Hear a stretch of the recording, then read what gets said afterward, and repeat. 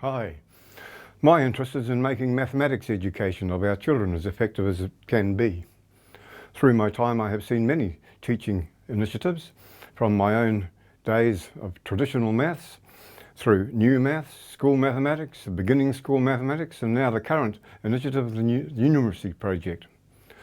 This contains the germs of good ideas. It wants to get away from rote learning, such as chanting multiplication tables and doing subtraction by rote algorithms. And it wants to teach children through problem solving, which, as well as teaching mathematics, will develop personal traits like perseverance and initiative, and as well as cooperative, as well as individual learning. Basically, it knows what it wants to do, but it's not sure how to do it. One of the problems is that there is question about how well children are learning the basics in maths. Also, what is a problem? What do you actually mean? It's got to mean more than just dressing up the old ideas in a contrived suit of clothes. Instead of what's 27 plus 38, if I have 27 apples and buy 38 more, how many will I have? That's only a small step. And it's not just exotic problems like, if I have a 5-litre jug and an 8-litre jug, how do I get a litre of water from it? Good problem.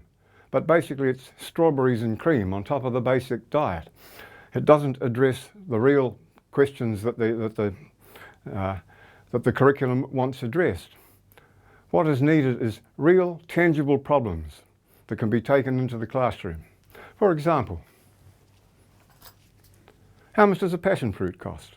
What information do you need to answer that question? And how are you going to use that information? Such a question may seem very simple, but it involves ideas of ratio and proportion and rates, of margins of error, and several other things. How do I take a picture like that to the photocopier and make it fit in across here? Involves multiplication factors and the reverse of that, of seeing how the connection between decimals and percentages. Or what's going on here? That doesn't look one of those regular patterns like a weatherboard house. The things are changing.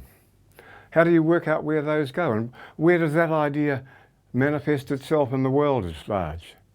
You're looking there at an accountant's appreciation and depreciation. The concepts of a mortgage are tucked away in there. Understanding these things is using the mathematical concepts of the curriculum. So, what is needed to give to teachers? Firstly, they need resources. You have to introduce them to problems such as those and give them a healthy supply of them. Secondly, you need to train your teachers to use them.